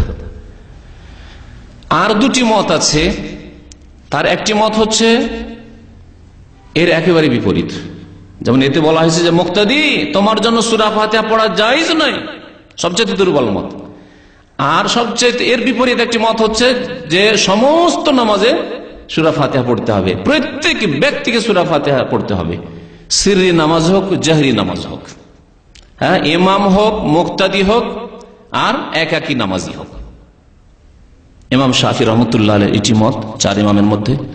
ইমাম বুখারী রহমতুল্লাহ আলাইহি, যে আমিরুল মুমিনিন ফিল হাদিস, মুহাদ্দিসিনদের শিরোমণি, সবচেয়ে বড় মুহাদ্দিস যিনি, তার এটি মত। এবং তিনি একটি প্রসিদ্ধ কিতাব লিখেছেন, বাংলায় অনুবাদ হয়েছে, ঢাকায় পাওয়া যাচ্ছে, ঢাকা থেকে চেপেছে, এটি সৌদি আরবে ছাপা বই নাই, বাংলা বইটি, হ্যাঁ, জুজউল কিরাত খালফাল ইমাম, আরবিতে কিতাবটির নাম। সর্বোত্তম কিরাত, ইমামের পিছনে সর্বোত্তম কিরাত বলি নামটি বাংলায় দিয়েছে, বইটি পাওয়া যাচ্ছে। ইমাম বুখারী রাহমাতুল্লাহ আলাইহি মত। তবে তিনি বলেছেন যে ওয়ালাদ-দাল্লিনের পরে একটু বিরতি দিবে ইমাম সাহেব, তখন পড়বেন, কিন্তু পড়তে হবে, তার মত। মাঝামাঝি মত শুনেন, 2 দিকে 2টো মত শুনলেন। মাঝামাঝি মত হচ্ছে ইমাম আহমদ বিন হাম্বল, ইমাম মালিক বলছেন যখন শুনবেন তখন শোনাটাই পড়ার বিকল্প, আর যদি না শোনেন তাহলে মুক্তাদি আপনাকে পড়তে হবে, নাহলে নামাজ হবে না। কারণ শুনলেনও না আর পড়লেন না। যেমন আমার দেশে বিনা মাইকে নামাজ হয়, 2 কাতার পিছনে আর কিছু শোনা যায় না যে ইমাম কি পড়ছে না পড়ছে, তাহলে পড়তে হবে। তারপরে সিরি নামাজ, জোহরের নামাজ, আসর নামাজ, মাগরিবের 3য় রাকাত, এশার 3য় চতুর্থ রাকাত, এগুলি সিররি, ইমাম মনে মনে পড়ছে, আপনি মনে মনে পড়ছেন, এতে কোন রকমের বিরোধ নেই, সুতরাং অবশ্যই পড়তে হবে। ইমাম ইবনে তাইমিয়া রাহমাতুল্লাহ আলাইহি এই মাসলাটিকে গ্রহণ করেছেন। তো সতর্কতা হচ্ছে সূরা ফাতিহা দিয়ে নামাজ পড়া, সূরা ফাতিহা ছাড়া নামাজ পড়া নয়, সূরা ফাতিহা দিয়ে নামাজ পড়া। আজকে যদি সময় থাকতো বেশি তাহলে আমি উল্লেখ করতাম যে হানাফিদের বড় বড় আলেমরা, তারা সূরা ফাতিহা পড়তে হবে এ কথা স্বীকার করেছেন। তাদের একটা বড় লিস্ট আছে, কখন ইনশাআল্লাহ সময় সুযোগ হলে শোনাবো, কিন্তু আমাদের প্রয়োজন নেই। এতটাই যথেষ্ট যে রাসূলুল্লাহ সাল্লাল্লাহু আলাইহি ওয়াসাল্লাম বলেছেন সূরা ফাতিহা ছাড়া নামাজ হয় না। আপনার নামাজের হেফাজত করতে চান কি চান না? অবশ্যই চান। সুতরাং সতর্কতা এতেই আছে যে আপনি সূরা ফাতিহা পড়বেন, সূরা ফাতিহা ছাড়া নামাজ পড়বেন না। তারপরে গতানুগতিক নামাজ পড়তে অনেকে মাসলা শুনলেন, কিন্তু ওই যে ভুল অভ্যাস হয়ে আছে ওই অভ্যাসে থেকে যাচ্ছে না। বেশ কিছুদিন স্মরণ করে করে আপনাকে সূরা ফাতিহা পড়তে হবে, যাতে করে আপনার সংশোধন হয়ে যায়। তা হাদিস শোনাচ্ছিলাম, আরো হাদিস শোনেন, বহু হাদিস রয়েছে, একটি হাদিস নয়। আবু হুরায়রা রাদিয়াল্লাহু তাআলা আনহু হাদিস বয়ান করছেন, মান সাল্লা সালাতান, যে ব্যক্তি নামাজ পড়লো, কোন নামাজ, সালাতান নাকেরা, যে ব্যক্তি কোন নামাজ পড়লো, সিরি নামাজ হোক, জেহরি নামাজ হোক, মুক্তাদি হোক আর ইমাম হোক, লাম ইয়াকরা ফিহা বিউম্মুল কোরআন, যাতে সূরা ফাতিহা পড়লেন, উম্মুল কোরআন পড়লেন, ফাহিয়া খিদাজুন, তা অসম্পূর্ণ। খেদাজ আরবি ভাষায় বলা হয় এমন গরু উটের বাচ্চাকে যা সম্পূর্ণ হওয়ার আগে মায়ের পেট থেকে নষ্ট হয়ে যায়, নষ্ট হয়ে যায়। অসম্পূর্ণ বাচ্চা যে নষ্ট হয়ে পড়ে যায়, 2 মাস 3 মাস 4 মাসের বাচ্চা, তাকে বলা খেদাজ বলতো। আরবি ভাষা আরবরা বলতো সেই যেমন আখদা জাতির নাকা, কারো স্ত্রীর পেট থেকে যদি অসম্পূর্ণ বাচ্চা নষ্ট হয়ে গেছে কেবল আখদা জাতির নাকা, খেদাজুন। তাহলে ওই বাচ্চা কোনো কাজে আসবে? 4 মাস 5 মাস 6 মাসের বাচ্চা। ওই রকমই যে ব্যক্তি সূরা ফাতিহা নামাজ পড়বে তার এই নামাজ কোনো কাজে আসবে না। এই হচ্ছে হাদিসের অর্থ। সালাসান 3 বার বললেন নবী সাল্লাল্লাহু আলাইহি ওয়াসাল্লাম, গায়রা তামামিন অসম্পূর্ণ তাফসীর করলেন। ফাকিল আলী আবি হুরায়রা, তারপর আবু হুরায়রা বর্ণনাকারী তাকে জিজ্ঞাসা করা হলো, তার ছাত্র আবু সাইব জিজ্ঞেস করলেন, ইন্না নাকুনু ওয়ারা আল ইমাম, আমরা যে ইমামের পিছনে থাকি মাঝে মাঝে, তাহলে আমরা কি করি, ইমামের পিছনে কি সূরা ফাতিহা পড়ব? শোনেন কি বলছেন। আবু হুরায়রা রাদিয়াল্লাহু তাআলা আনহু, যিনি 5000-এর বেশি হাদিস বর্ণনা করেছেন রাসূলুল্লাহ সাল্লাল্লাহু আলাইহি ওয়াসাল্লাম থেকে, সবচেয়ে বেশি সাহাবায়ে কেরামদের মধ্যে হাদিস তিনি মুখস্থ রেখেছিলেন, তিনি জবাব দিচ্ছেন। তাকে জিজ্ঞাসা করা হলে যে ইমামের পিছনে থাকলে আমরা কি করব, উত্তর দিচ্ছেন, ফাকালা ইকরা বিহা ফি নাফসিকা, ইকরা বিহা ফি নাফসিকা, ইকরা বিহা তা পড়ে নাও, মানে সূরা ফাতিহা পড়ে নাও, ফি নাফসিকা তোমার মনে মনে, মনে মনে মানে উচ্চ স্বরে নাই, মনে মনে আলহামদুলিল্লাহ এই মনে মনে জবান হিলিয়ে সূরা ফাতিহা পড়ে নাও। এই ছিল সূরা ফাতিহার বিষয়। সূরা ফাতিহা সম্পর্কে আরেকটি হাদিস শোনেন, তিরমিজিতে রয়েছে, উবাদা বিন সামিতের হাদিস। একদিন ফজরের নামাজ পড়লেন রাসূলুল্লাহ সাল্লাল্লাহু আলাইহি ওয়াসাল্লাম, ফাসাকালাত আলাইহিল কিরাত, কিরাতটা যেন ভারী ভারী লাগলো, মনে হচ্ছে পিছনে কেউ কেউ পড়ছে, একটু জোরে জোরে পড়ছিল। ফালাম্মান সারাফা, সালাম ফিরলেন, বললেন, ইন্নী আরাকুম তাকরাউনা ওয়ারা ইমামিকুম, আমার মনে হচ্ছে যে তোমরা ইমামের পিছনে কিরাত করো, সূরা পড়ো। কুলনা ইয়া রাসূলুল্লাহ, সাহাবারা বলেন, হে আল্লাহর রাসূল, ই আল্লাহ, অবশ্যই আমরা সূরা পড়ি ইমামের পিছনে। নবী সাল্লাল্লাহু আলাইহি ওয়াসাল্লাম কি বলেন, ফালা তাফআলু ইল্লা বিউম্মিল কোরআন, ইল্লা বিউম্মিল কোরআন, সূরা ফাতিহা ছাড়া আর কিছু পড়বে না। তাহলে সাহাবায়ে কেরামরা প্রথম দিকে হয়তো সূরা ফাতিহার সাথে অন্যান্য সূরাও পড়তেন, অথবা কেউ জোরে পড়েছেন, একজন পড়ছে আরেকজনের জোরে পড়ে, তো মনে হচ্ছে যে ভারী হয়ে যাচ্ছে, পড়তে পারছি না, এগোতে পারছি না, এরকম হয়। পরীক্ষা করে দেখে একসাথে 2-3 পড়লে পরে খুব এই বাধা সৃষ্টি হয়, এটাকে বলা হয়েছে যে ভারী মনে হচ্ছে। ফালা তাফআলু ইল্লা বিউম্মিল কোরআন, তোমরা সূরা ফাতিহা ছাড়া অন্য কোন সূরা পড়বে না, কারণ ফাইন্নাহু লা সালাতা লিমান লাম ইয়াকরা বিহা, কারণ যে ব্যক্তি সূরা ফাতিহা পড়ে না তার নামাজ হয় না। সূরা ফাতিহা পড়তে হবে, তিরমিজির হাদিস। এখন আসুন আমিনের বিষয়, 8 নম্বর বিষয়। আমিন জোরে বলতে হবে না আস্তে বলতে হবে? আস্তে বলার হাদিস যঈফ, দুর্বল, আর জোরে বলার হাদিস হচ্ছে সহিহ। নবী সাল্লাল্লাহু আলাইহি ওয়াসাল্লামের সাহাবারা জোরে আমিন বলতেন। ইমাম বুখারী অধ্যায় কায়েম করেছেন, অধ্যায় নম্বর 111, বলছেন বাবু জাহরিল ইমাম বিত তামিন। এই অধ্যায় হচ্ছে যে ইমামও আমিন জোরে বলবে। মক্কাতুল মুকাররমায়, মসজিদে হারামে আর মদিনা মসজিদ নববীতে দেখেন তো ইমামরা আমিন শুনেন না, বাইরে থেকে শুনতে পাচ্ছেন, কারণ মাইকে আওয়াজ পৌঁছে যাচ্ছে। আমিন যে ইমাম বলছেন, ইমামের আমিনও শোনা যাচ্ছে। তো ইমাম জোরে আমিন বলবে আর মুক্তাদিরও জোরে আমিন বলবে। কালা আতা, প্রখ্যাত তাবি আতা বলছেন, আমিন দুআউন, আমিন হচ্ছে দোয়া। আমিন মানে আল্লাহ কবুল করো, এই যে দোয়া করা হলো সূরা ফাতিহা, আল্লাহ তুমি কবুল করো। তারপরে বর্ণনা করেছেন একটি সাহাবীর আমল, প্রখ্যাত সাহাবী এবং মক্কাতুল মুকাররমা জাজিরার খলিফা হয়েছিলেন আব্দুল্লাহ বিন জুবাইর রাদিয়াল্লাহু তাআলা আনহুমা, এবং তিনি আসমা বিনতে আবি বকর, আবু বকরের মেয়ে যে আসমা রাদিয়াল্লাহু তাআলা আনহুম ছিলেন, আসমার ছেলে আব্দুল্লাহ বিন জুবাইর। বলছেন আম্মানা ইবনু জুবাইর ওমান ওয়ারাআহু, ইবনু জুবাইর রাদিয়াল্লাহু তাআলা আনহুমা এবং তার পিছনের মুক্তাদিরা সবাই আমিন এত জোরে বললেন, হাত্তা ইন্না লিল মসজিদি লালাজ্জাতান, মসজিদ বেজে উঠল, মসজিদ বেজে উঠল। আস্তে আমিন বলে কোনদিন দেখছেন পাকা মসজিদ, বাইতুল মুকাররম মসজিদ কোনদিন বেজেছে? কোনদিন আওয়াজ শুনেছেন? না। 10,000 20,000 মুসল্লি নামাজ পড়ছে, তারপরেও মুকাল্লিদ ভাইদের মসজিদে আমিনের আওয়াজ পাওয়া যায় না। আর তখনকার কাঁচা মসজিদ, 1400 বছর আগের মসজিদ, কাঁচা মসজিদ, পাকা মসজিদ, মসজিদ বেজে উঠেছে। আব্দুল্লাহ বিন জুবাইর রাদিয়াল্লাহু তাআলা আনহুমা এবং সাহাবায়ে কেরামরা তাবেঈনরা তার পিছনে যখন আমিন বলেছিলেন। ওয়া কানা আবু হুরায়রা, আবু হুরায়রা রাদিয়াল্লাহু তাআলা বলতেন, ইউনাদিল ইমাম, ইমামকে বলতেন, লা তাফুতনি বি আমিন, আমার আমিন যাতে না ছুটে যায়, মানে আমিন আপনি বলবেন, আমি যাতে আমিন বলতে পাই। ওয়ালা দাল্লিন না বলে তাড়াতাড়ি করে কেরাত শুরু করে দিন, আমিন বলতে দিয়ে দাও। সাহাবায়ে কেরাম এত আমিন গুরুত্বের সাথে বলতেন।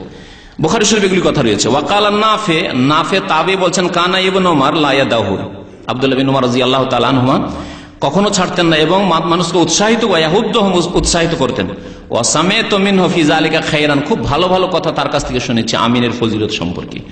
আমিন সম্পর্কে নবী সাল্লাল্লাহু আলাইহি ওয়াসাল্লাম যে ফজিলত বয়ান করেছেন, ইজা আম্মানাল ইমামু ফাআমিনু, যখন ইমাম আমিন বলবে তখন তোমরাও আমিন বলো। তাহলে ইমাম যদি জোরে না বলে, তাহলে কখন আমিন বললো ইমাম, ইমামের আগে বললাম না, পরে বললাম না, সাথে হয়ে গেলে কেমন করে বুঝবেন? বোঝা যাবে? ইযা আম্মানা, যখন ইমাম আমিন বলছে তোমরা আমিন বলো। ফাইন্নাহু মান ওয়াফাকা তামিনুহু তামিনাল মালায়েকা, ফেরেশতারা আমিন বলে। অন্য হাদিসে রয়েছে ফাইনাল মালায়েকাতু ইয়ামিনুন, ফেরেশতাগণ আমিন বলেন, যারা হাজির ফেরেশতারা, উপস্থিত ফেরেশতারা রয়েছেন মসজিদে। আর যদি ওই সময় তোমার আমিন, ইমামের আমিন, ফেরেশতার আমিন এক হয়ে যায়, অনুকূলে হয়ে যাবে, একসাথে সবাই আমিন, গফিরা লাহু মা তাকাদ্দামা মিন যামবিহি, তাহলে অতীতের গুনাহ খাতা মুসল্লিদের মাফ হয়ে যাবে। এইভাবে আমিনের ফজিলত বয়ান করেছেন নবী সাল্লাল্লাহু আলাইহি ওয়াসাল্লাম। একটি হাদিসে বলেছেন যে আমিনের সবচেয়ে বেশি হিংসা করে ইহুদিরা। ইহুদি যদি আমিন শুনে তো গায়ের জ্বালা হয়ে যায় তাদের। মদিনায় ইহুদি কিছু বাস করত, সাহাবাই কেরাম আমিন বলতেন নামাজে, সবচেয়ে বড় জ্বালা হইতো ইহুদিদের, যারে এদের দোয়া কবুল হয়ে যাবে। হ্যাঁ, ইহদিনাস সিরাতাল মুস্তাকিম সিরাতাল্লাযীনা আনআমতা আলাইহিম গায়রিল মাগদুবি আলাইহিম, ইহুদি ওয়ালাদ-দাল্লিন, খ্রিস্টান, নাসারা, আল্লাহ এসব পথ দেখানো, সিরাতে মুস্তাকিম, মুমিন মুমিনাতের পথ দেখাও। এই দোয়া কষ্ট হবে না ইহুদিকে? আর সবাই মুমিন বলছেন আমিন। সবচেয়ে বেশি তোমাদের হিংসা করে ইহুদিরা তোমাদের আমিনের উপর। সুতরাং আমিন জোরে বলতে হবে, যখন জোরে কেরাত হবে। হ্যাঁ, মনে মনে কেরাত আপনি মনে মনে পাঠ করছেন, যখন জোহরের নামাজ তখন মনে মনে আমিন বলবেন, তখন আমিন বলবেন কি মনে মনে বলবেন। এই হচ্ছে সুন্নাত। আর একটি হাদিস রয়েছে, আবু দাউদে রয়েছে হাদিসটি, যেখানে রয়েছে রাফা বিহা সাউতাহু, আর দারকুতনিতে রয়েছে যেখানে রয়েছে মাদ্দা বিহা সাউতাহু।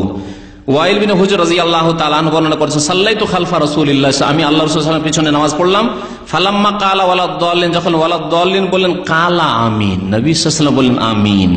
আর আমিন আসতে মাদ্দা বিহা সাউতাহু, মাদ্দা মানে টান দেওয়া, আওয়াজ টান দিয়ে আওয়াজ, আমিন টেনে বললেন, তাহলে আমিন টানতে হবে, উচ্চস্বরে বলতে হবে। মাদ্দা বিহা সাউতাহু, দারকুতনি প্রথম খণ্ড 335 পৃষ্ঠাে রয়েছে। এখন আসুন রফুল ইয়াদাইন। আমিনের মাসলা হলো 9 নম্বর মাসলা হচ্ছে রফুল ইয়াদাইনের, মানে হাত তোলা। যদিও একটা হাদিসের তরজমাতে চলে এসেছে। রফুল ইয়াদাইন কয় জায়গায় করতে হবে বলেছি? তাকবীরে তাহরিমায় করতে হবে, এটাতে সবার একমত রয়েছে, ইত্তেফাক রয়েছে। আল্লাহু আকবার। রুকুতে যাওয়ার সময় করতে হবে 2 নম্বর, রুকু থেকে ওঠার সময় করতে হবে সামি আল্লাহু লিমান হামিদা রব্বানা ওয়া লাকাল হামদ, তৃতীয় জায়গায়। আর 3 রাকাত অথবা 4 রাকাত বিশিষ্ট নামাজে প্রথম তাশাহুদ থেকে যখন উঠবেন আল্লাহু আকবার দিয়ে, তখন বলবেন, তখন কি করবেন? আবার রফুল ইয়াদাইন করবেন। এই 2-1টি হাদিস শোনায়, হাদিস এই মর্মে অনেকগুলি রয়েছে।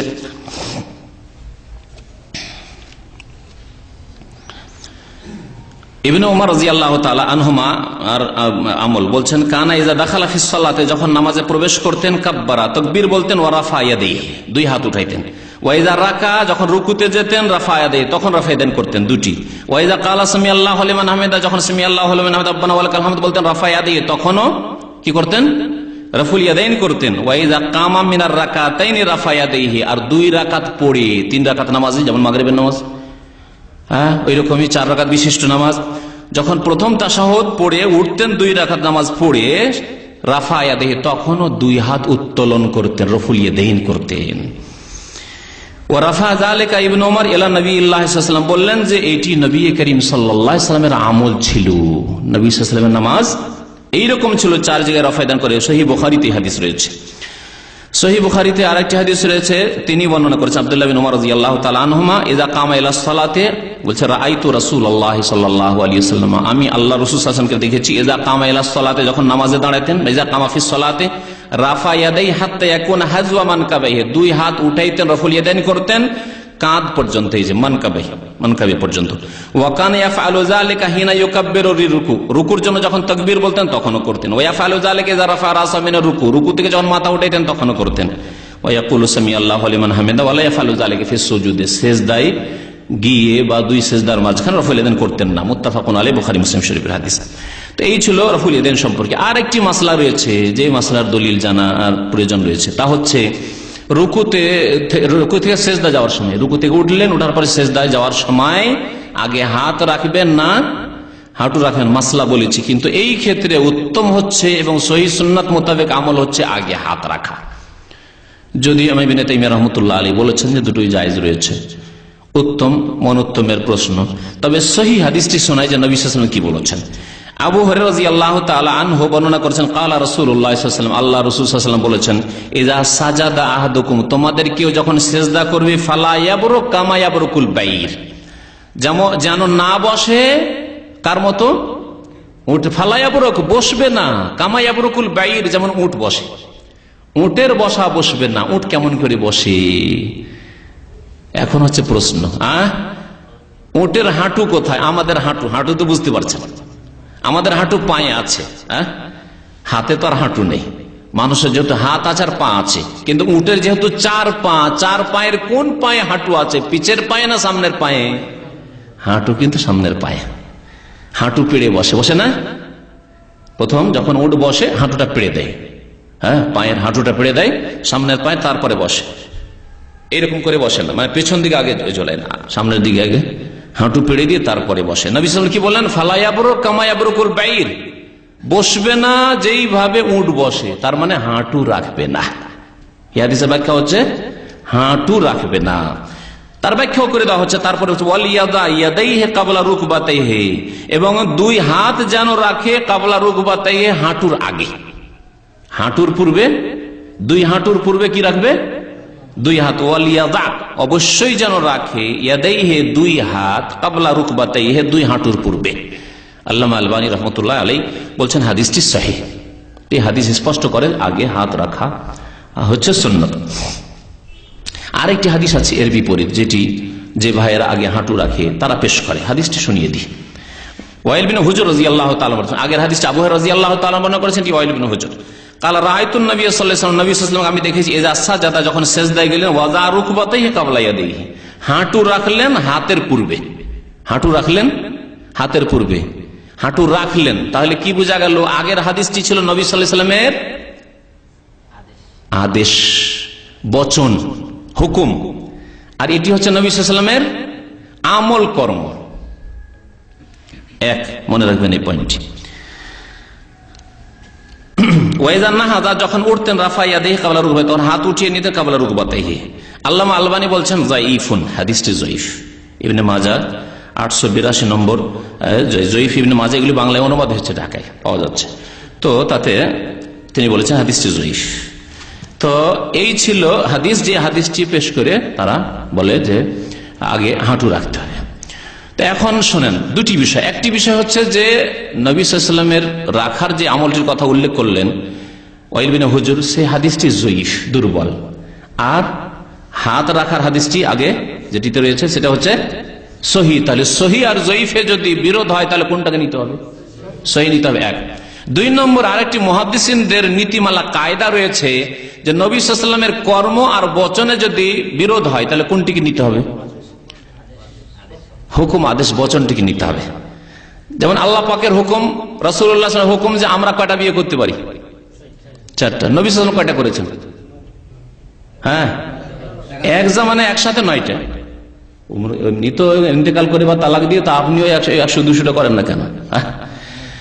কিন্তু একসাথে কটা রাখতে পারেন আপনি? মুসলিম 4টার বেশি রাখতে পারেন না। যদি 4-এর বেশি কেউ করে সে মুরতাদ, কাফের হয়ে যাবে, মুসলমান থাকবে না। কারণ কোরআন সে অস্বীকার করলো। আল্লাহ পাক কোরআনে বলেছেন রোবা, 4-এর বেশি নয়। নবী সাল্লাল্লাহু আলাইহি ওয়াসাল্লাম 9টি করেছেন। তার নবী সাল্লাল্লাহু আলাইহি ওয়াসাল্লাম আমল হচ্ছে 9টি, আর বচন হচ্ছে কোরআন হাদিসের 4টি। কোনটার উপর আমল করবেন? 4টি। ওই রকমই এখানে নবী সাল্লাল্লাহু আলাইহি ওয়াসাল্লাম আমল হচ্ছে, যদি শহীদ হয়েও নেওয়া হয় কিছুক্ষণের জন্য, তাহলে নবী সাল্লাল্লাহু আলাইহি ওয়াসাল্লাম আমল হচ্ছে আগে হাঁটু রাখা, আর হুকুম করেছেন হাত রাখার। তাহলে হাত রাখাকে প্রাধান্য দিতে হবে। হতে পারে নবী সাল্লাল্লাহু আলাইহি ওয়াসাল্লাম বয়স বেশি হয়ে যাওয়ার পরে, অথবা কখনো অসুবিধায় পা রেখেছেন আগে, তারপর হাত রেখেছেন। আমি আমল করতে গিয়ে অনেক সময় পা রাখি, অনেক সময় পা রাখি, কিন্তু সেটা কি আমার আমলটা ধরবেন না আমার বচন ধরবেন? কারণ হতে পারে আমার কোনো ওজর থাকতে পারে, অসুস্থ থাকতে পারে, পা রাখতে গিয়ে অনেক সময় অসুবিধা, পায়ে ব্যথা আছে হয়তো, সেটা আপনার জন্য দলিল নাই। বয়স্ক মানুষদের জন্য সুবিধা, সুবিধা আগে হাঁটু রাখা, হাত রাখাই সুবিধা। উঠার ক্ষেত্রে হাঁটু আগে উঠে হাতে ভর দিলে অসুবিধা, কিন্তু যদি হাঁটু দিয়ে উঠতে আগে হাত উঠিয়ে নেয় তো কষ্টকর বয়স্কদের জন্য। তো নবী সাল্লাল্লাহু আলাইহি ওয়াসাল্লামের আমলে বিভিন্ন রকমের সম্ভাবনা থাকতে পারে। এক কথায় নবী সাল্লাল্লাহু আলাইহি ওয়াসাল্লামের হুকুম যেটা সহিহ হাদিস, সেটা হচ্ছে যে আগে হাত রাখা, এই জন্য সেটি উত্তম। আর দুই একটি বিষয় বলি শুধু। একটি বিষয় হচ্ছে বসার ক্ষেত্রে, আত্তাহিয়াতে বসার ক্ষেত্রে হানাফি ভাইয়েরা প্রথম তাশাহুদে হোক আর দ্বিতীয় তাশাহুদে হোক একই রকম বসে, অর্থাৎ বাম পা বিছিয়ে দিয়ে তার উপর পাছাটা রেখে বসে, যেটাকে ইফতেরাশ বলা হয়েছে হাদিসে ভাষায়। ইফতেরাশ মানে বিছানা বিছিয়ে দিয়ে, বাম পাকে বিছিয়ে দিয়ে আর ডান পাকে খাড়া করে দিয়ে বসে যাওয়া, এটাকে ইফতেরাশ বলা হয়েছে। প্রথম তাশাহুদে এরকম করে, দ্বিতীয় তাশাহুদে এরকম করে। কিন্তু সহিহ হাদিসের আলোকে নবী সাল্লাল্লাহু আলাইহি ওয়াসাল্লাম যেটা আমল ছিল যে না, প্রথম তাশাহুদে এরকম বসবেন, বাম পায়ে ভর দিয়ে আর ডান পা খাড়া করে বসবেন। কিন্তু দ্বিতীয় তাশাহুদে, মাগরিবের নামাজ দ্বিতীয় তাশাহুদে রয়েছে, এশার নামাজ দ্বিতীয় তাশাহুদে রয়েছে, এইরকমই কোন নামাজ 4 রাকাত পড়ছেন আপনি, হয়তো সুন্নত নামাজ একসাথে 4 রাকাত, এক সালামে 4 রাকাত পড়ছেন, তাহলে এই সব নামাজে শেষ তাশাহুদে কি করে বসতে হবে? একে বলা হয় তাওয়াররুক বলা হয়। তাওয়াররুক মানে পাছাকে জমিনে রেখে আর বাম পাকে ডান দিকে বের করে দিয়ে। হাদিসটা শুনিয়ে দিয়ে তারপরে কোন এক ভাই বসে আপনাদেরকে দেখাবেন, কারণ এখানে চেয়ারে বসে তো আর ওটা দেখানো যাবে না। আবু হুমায়দ সাঈদী রাদিয়াল্লাহু তাআলা আনহু, হাদিস বুখারীতে রয়েছে, তিনি 10 জন সাহাবায়ে কেরাম মিলে একটি হাদিস বর্ণনা করেছেন। 10 জন সাহাবায়ে কেরাম মত পোষণ করেছেন যে না ঠিক আছে, এটি হচ্ছে রাসূলুল্লাহ সাল্লাল্লাহু আলাইহি ওয়াসাল্লাম নামাজ। বর্ণনা করে আবু হুমায়দ সাঈদী, কিন্তু 10 জন সাহাবায়ে কেরাম সবাই একমত পোষণ করেছেন যে এইরকম নামাজ আমরাও পড়তে দেখেছি। ফি আশারাতিন মিন আসহাবিন নবী সাল্লাল্লাহু আলাইহি ওয়াসাল্লাম বলে হাদিসটি বর্ণনা করা হয়েছে। হাদিসটাতে শেষ অংশটুকু বড় হাদিস, যাতে এই বিষয়টি রয়েছে, ওয়াইজা জালাসা ফির রাকাতিল আখিরাতে, যখন প্রথম রাকাতে বসতেন তখনকার এরকম, ফাইজা সাজাদা ওয়া যায়াদি গায়র মুফতারিসিন ওয়াস্তাকবালা বিআতরাফি আসহাবি রিজলাইল কিবলা, ফাইজা জালাসা ফির রাকাতাইনে, প্রথম 2 রাকাত পড়ে যখন বসতেন, জালাসা আলা রিজলিহিল ইউসরা, বাম পায়ের উপর ভর দিয়ে বসতেন, ওয়া নাসাবাল ইয়ুমনা, ডান পাকে খাড়া রাখতেন, বাম পায়ে ভর দিয়ে মানে বাম পা বিছিয়ে দিয়ে আর ডান পা খাড়া করে পাছাটা বাম পায়ের উপরে রেখে, এটা প্রথম তাশাহুদে। ওয়াইজা জালাসা ফির রাকাতিল আখিরাতে, শেষ রাকাতে যখন বসতেন, মাগরিবের তৃতীয় রাকাত পড়ে অথবা এশার 4র্থ রাকাত পড়ে শেষ তাশাহুদে, কাদ্দামা রিজলাহুল ইউসরা, বাম পাকে বাড়িয়ে দিতেন, বাম পাকে ডান দিকে বাড়িয়ে দিতেন, ওয়া নাসাবাল উখরা, আর ডানটাকে দাঁড় করে রাখতেন, ওয়া কাদা আলা মাকআদাতিহি, আর পাছাকে জমিনে রেখে বসতেন। একে বলা হয় তাওয়াররুক, কারণ ওয়ারিক বলা হয় পাছাকে, আর তাওয়াররুক মানে পাছাকে জমিনে রেখে বসা। এটি হচ্ছে দ্বিতীয় তাশাহুদে সুন্নত নবী করিম সাল্লাল্লাহু আলাইহি ওয়াসাল্লামের যেভাবে নামাজ পড়তেন, সহিহ বুখারী শরীফের হাদিস। আর একটি বিষয় 12 নম্বর বিষয়, যে বিষয়টির উপর আমল নেই হানাফি ভাইদের, সেটা আমল করার জন্য আপনাদেরকে বলছি, কারণ নবী সাল্লাল্লাহু আলাইহি ওয়াসাল্লাম হাদিসে রয়েছে। তা হচ্ছে যে দুআয়ে মাসুরাই, আত্তাহিয়াত পড়লেন, দুরুদ ইব্রাহিমী পড়লেন, তারপরে একটি মাত্র দুআয়ে মাসুরা মুখস্থ আছে, তাই না?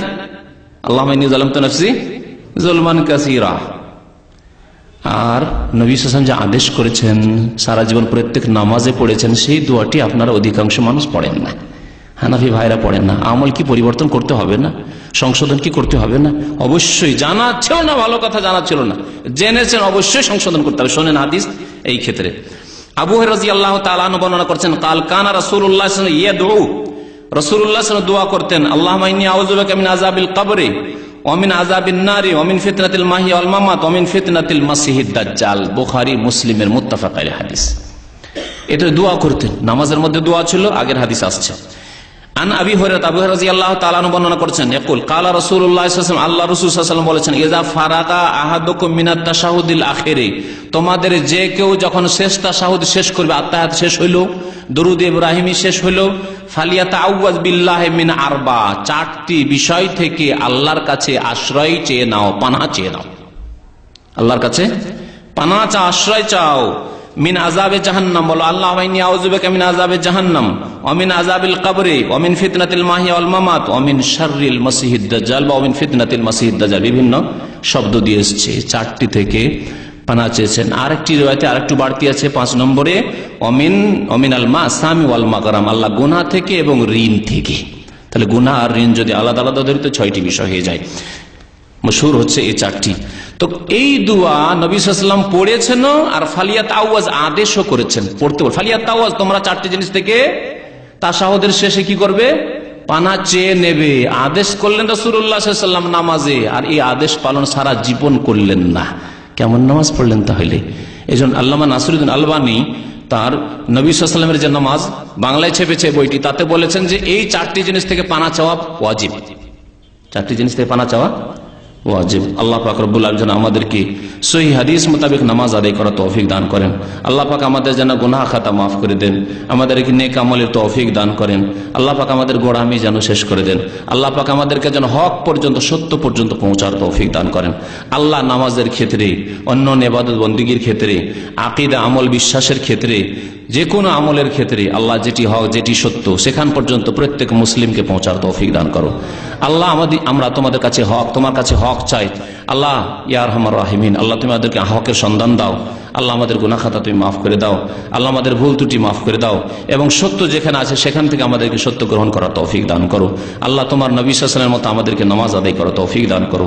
আমিন। সাল্লাল্লাহু আলা নবিয়িনা মুহাম্মদ ওয়া আলা আলিহি ওয়া সাহবিহি আজমাইন।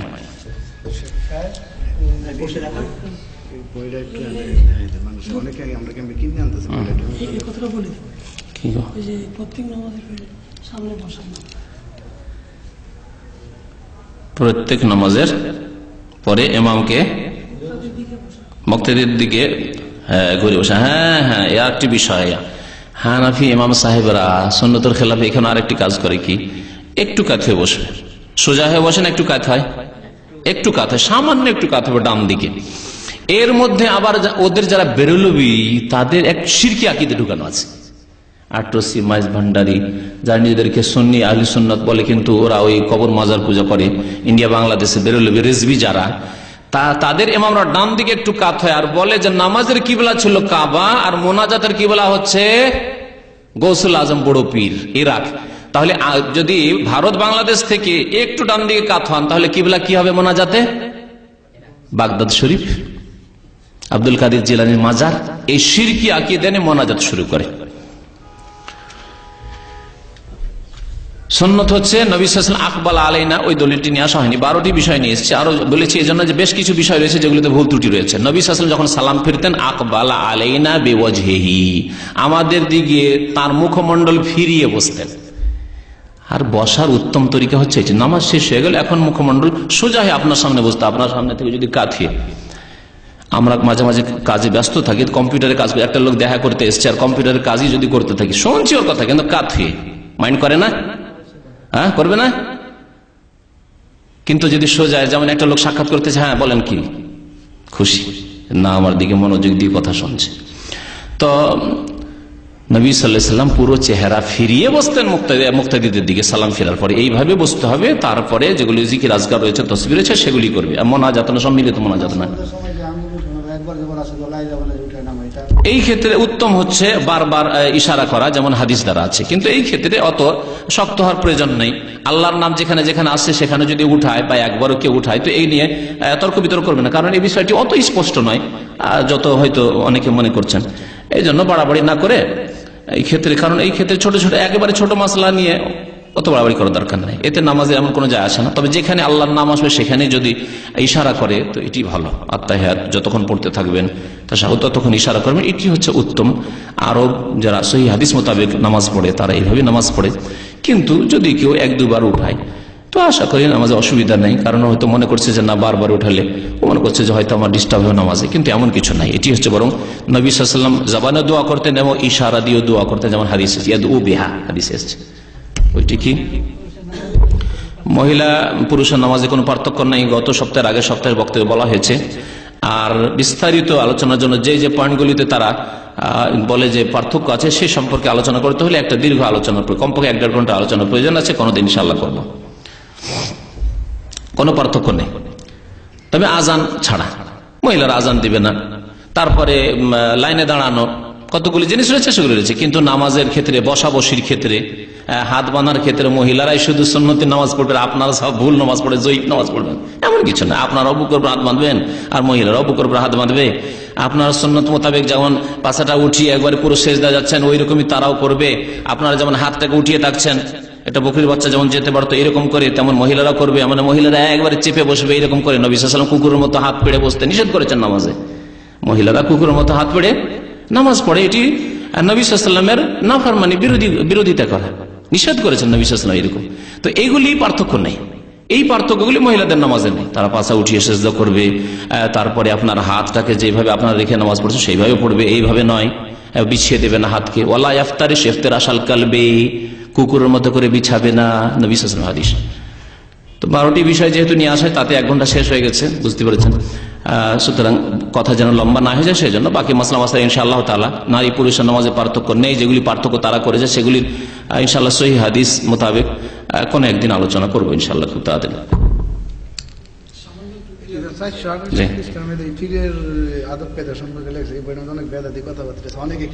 আহকামে জিন্দেগি সব বিদাতি কিতাব, আহকামে জিন্দেগি এসব বিদাতি কিতাব। ইমাম খতিব বাইতুল আতিক জামে মসজিদ, পশ্চিম নাখালপাড়া, তেজগাঁও, ঢাকা। যাই হোক, এগুলো সব বিদাতি কিতাব। আশা করি এসব কিতাব পড়বেন না। সহিহ হাদিস, ইয়া রাসূলুল্লাহ আসআলুকা শাফাআতা, নবীর দরবারে বলছে, হে রাসূল আপনার কাছে শাফাত চাই। নবীর কাছে চাইবেন, আল্লাহর কাছে চাইবেন। সুবহানাল্লাহ।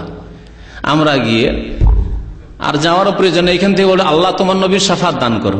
শাফাতের মালিক, আদেশ নিষেধের মালিক, কাল কিয়ামতে হাসরের দিবসে মালিক আল্লাহ পাক। আল্লাহ পাক আল্লাহ তোমার নবীর শাফাত দান করো, তোমার নবীর হাউজে কাউসার থেকে পানি দান করো। আল্লাহর কাছে চাইবো, কারণ মালিক আল্লাহ।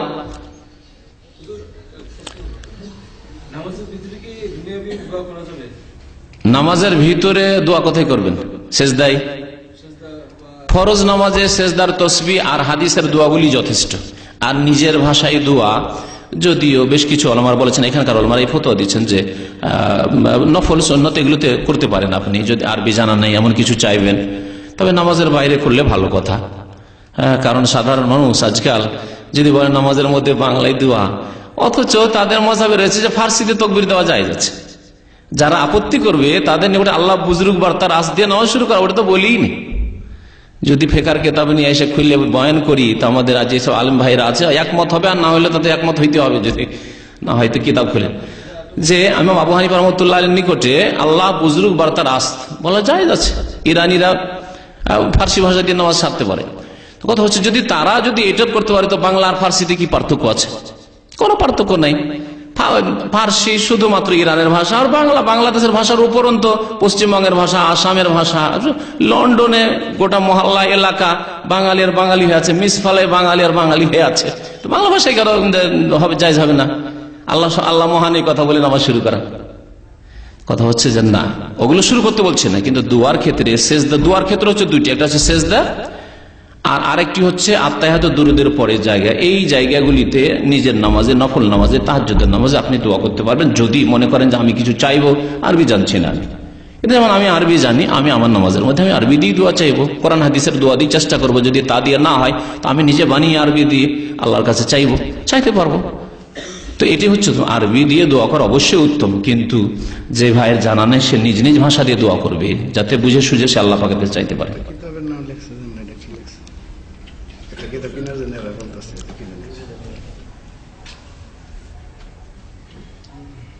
সব বিদাতি কিতাব।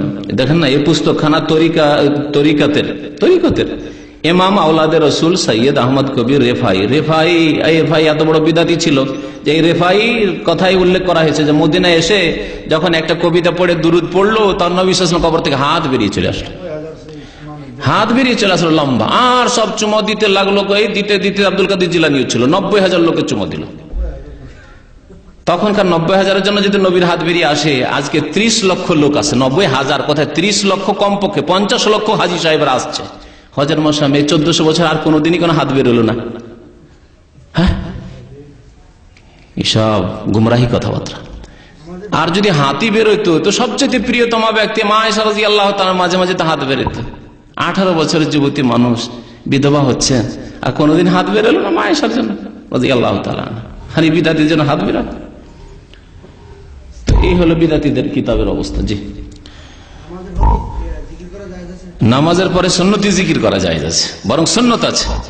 আল্লাহর জিকির, ওইসব জিকির নেই, তবে এইসব জিকির আছে। আস্তাগফিরুল্লাহ আস্তাগফিরুল্লাহ আস্তাগফিরুল্লাহ, আল্লাহুম্মা আনতাস সালাম ওয়া মিনকাস সালাম, তাবারাকতা ইয়া যাল জালালি ওয়াল ইকরাম। ইনশাআল্লাহ এই জিকিরগুলো, ইনশাআল্লাহ দোয়া, যে নামাজের পরে যে দোয়াগুলি আছে, গত সপ্তাহে মনে হয় ইশারা করেছিলাম, গত সপ্তাহের আগের সপ্তাহে। তো ইনশাআল্লাহ ওগুলো কোন একটি আলোচনা বয়ান করা যাবে। নামাজটা যদি শুদ্ধ না হয়, তো অন্য কিছু শুদ্ধ করার লাভ কি? যদি আমরা চেষ্টা করছি যে অনেক বিষয় নিয়ে আলোচনা করি, কিন্তু নামাজ সম্পর্কে আমাদের অনেক আলোচনার আসলে প্রয়োজন। অনেক ভুল ত্রুটি নামাজের মধ্যে ঢুকে আছে। তো আশা করি 10-12টা বিষয় যে আলোচনা করলাম, এগুলি যদি সংশোধন হয়, তো বাকিগুলি সংশোধনের চাহিদা বাড়বে। তখন ইনশাআল্লাহ কিতাবের মাধ্যমে হোক, অন্য অন্য আলোচনার মাধ্যমে হোক, দর্শের মাধ্যমে হোক, ইনশাআল্লাহ শুদ্ধ হয়ে যাবে ইনশাআল্লাহ। সাল্লাল্লাহু আলাইহি মুহাম্মদ ওয়া আলা আলিহি ওয়া সাহবিহি আজমাইন। তাওয়াররুক যেটা বলছে, কোন এক ভাই দেখান তো দেখি, ওই যে আজিজুল্লাহ, তাওয়াররুক করে মানে ওই শেষ তাশাহুদে যে বসা, এই যে বাম পাটাকে এদিকে বের করে দিলেন আর ডান পা দাঁড়িয়ে আছে আর পাছাটা জমিনে রেখে বসা। জি, এইভাবে বসবেন। এটা হচ্ছে শেষ তাশাহুদের বসার সুন্নত। এগুলো হচ্ছে নামাজের সুন্নত। হ্যাঁ,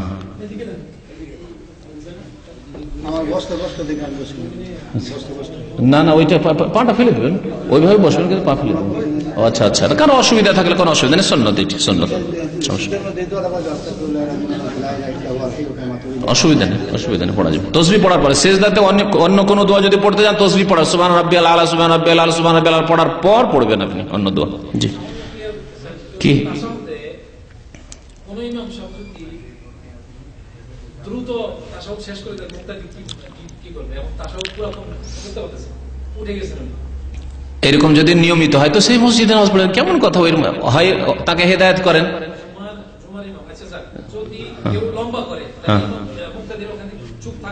না, অন্য দোয়া পড়তে থাকবে, মেলা দোয়া, রব্বানা আতিনা ফিদ দুনিয়া হাসানা ওয়া ফিল আখিরাতি হাসানা ওয়া কিনা আযাবান্নার, রব্বানা যালামনা আনফুসানা। হ্যাঁ, প্রথম তাশাহুদে দুরূদ পড়তে পারেন। কোন কোন রিওয়ায়াতে আছে সাহাবে কেরামরা দুরূদ পড়তেন। এজন্য শাইখ ইবনে বাজ লিখেছেন যে যদি প্রথম তাশাহুদে সময় পায় তো দুরূদ পড়বে, কারণ দুরূদ একবার পড়লে 10 বার আল্লাহর রহমত নাযিল হয়। নবীর প্রতি দুরূদ, অসুবিধা নেই, পড়বেন।